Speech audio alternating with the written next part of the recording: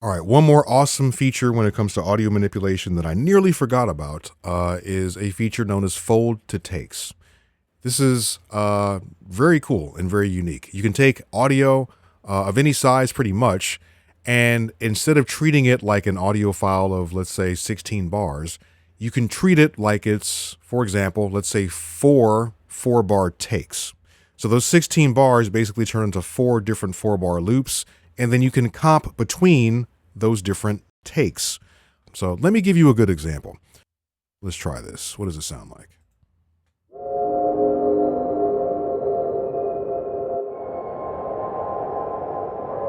I think that'll work quite well. Okay, so let's look at this. Click in the clip, press Z to zoom out to the full length.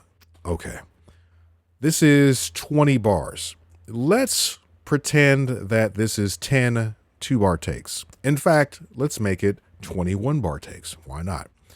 No, I think we'll do 2 bars. Yeah, we'll do 10 2-bar takes. So how do we even do what I'm describing? All right. If I'm looking at the clip, I can go into the clip menu, and you might have seen this already. Under Slice to Drum Machine and Slice to Multisample, there's Fold to Takes. I select this. If I want to create 2 takes out of this clip, each take will end up being 10 bars. I can change either one of these parameters, and in this case, let's say I decided I wanted to make all the takes 2 bars. So if I make each take 2 bars, that means I'll get 10 takes. If you're not used to comping or understanding what this means, basically imagine you're recording a vocalist, and the vocalist does 6 or 7 different takes, right, in order to get the perfect recording. Out of those 7 takes, the last one is the best, but there's a few things that were better in the earlier takes. What you want to do is basically combine these together and make a composite, and that result will be the final recording, the final thing the listeners hear. So comping, short for composite, we're going to make a composite clip out of different parts of this loop. All right, so let me hit OK. All right, so what was initially a 20-bar loop, we've now folded this. Here's my 2-bar loop, and here's the first 2-bar loop. There's the next 2 bars, the next 2 bars. These are all takes now. All right. Let me play the clip and give you a better idea of how we can take advantage of this. Let's just solo this.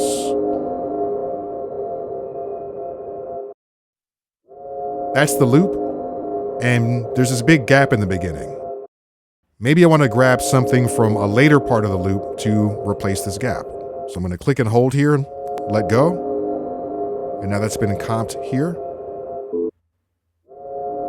Maybe I want a piece of this as well. And that. Let's just have fun.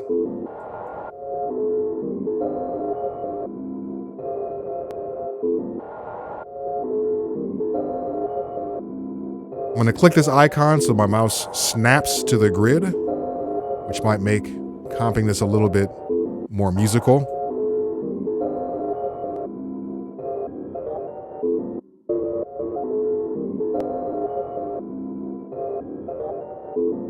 All right, now this sounds really bizarre because the audio material that I'm using is really bizarre, and because this is completely dry. If I was really going to go for something like this, I might make the takes a little bit longer, but most importantly, I would have some fun processing the heck out of this, maybe with reverb and delay, really blur it out. I might even probably send this to reverb. And actually, you know what? With this delay here, using the blur character here, makes it a lot more. So we basically get rid of the dry signal.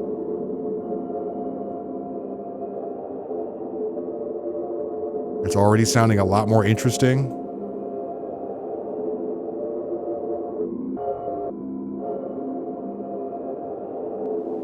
So there's ways to utilize these features, and even if it doesn't sound the most musical initially, you can always kind of mask the edits and use it more like an ambient texture.